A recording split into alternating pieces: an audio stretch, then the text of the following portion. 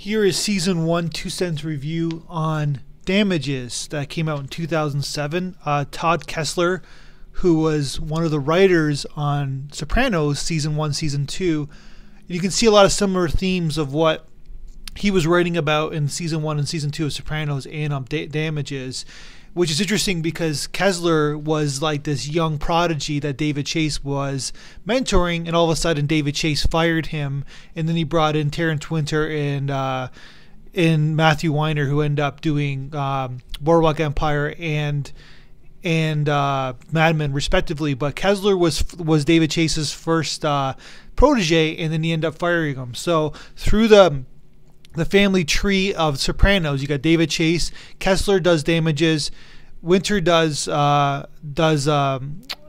Boardwalk Empire, and then Matthew Weiner does Mad Men. So you got 3 of the top 10 shows of the 2000s. Sorry, you got 4 of the top 10 shows of the 2000s created by the David Chase umbrella. And Damages is one of those underrated, under the radar shows that, because it's hard to watch and a lot of the characters are not the greatest people in the world. But you can also say the same thing for Sopranos. But the difference is, and this is a big difference, is that the characters are generally female, and whereas Sopranos, they're male. We tend to let things slide with male characters. But if a female shoots somebody, then that's a big deal. But what this show is all about is, whereas Sopranos was all about the American dream, was all about depression, was all about like trying to get what you want in this kind of world, that capitalistic world that we live in. Damages is all about power, and that's the overriding theme of this show.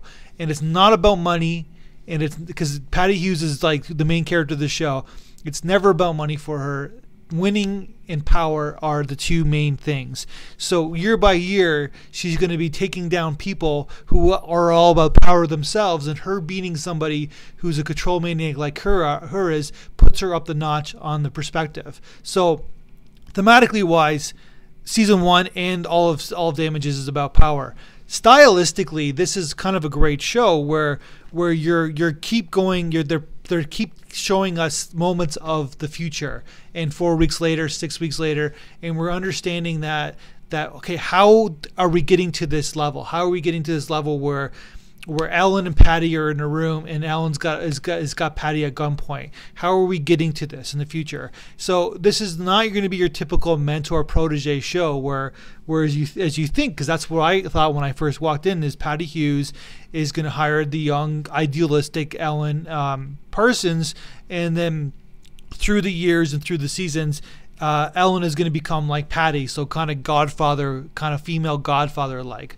But it's not going to be that black and white. So as we have season 1, and what Damages makes so great is they always bring in these actors that playing these roles you don't expect them to play. So Ted Danson is playing Frobisher, so that's the case of season 1, where Frobisher was this power-hungry guy who sold his business, and while doing that, he left all of his employees kind of like in financial ruin, and Patty's doing the lawsuit to get him back. So week by week, episode by episode, we're going to get to the Frobisher case, and of course all these kind of cans of worms are going to be open, and we're trying to understand who these people are, who Helen's motivation is. And she's sweet and she's smart, and she has similar qualities of Patty, but is she going to be as evil as Patty? And basically what the overriding kind of like lesson of season 1 is, what does it take to succeed in this kind of world that we live in?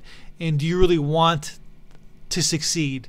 Because if that's what it takes to succeed, do you really want that? And that's the question. So solid season, and good for Kessler for giving them the show to do this. And you're always wondering why David Chase fired him after season 2, but it's good that he has his own show. That's my review.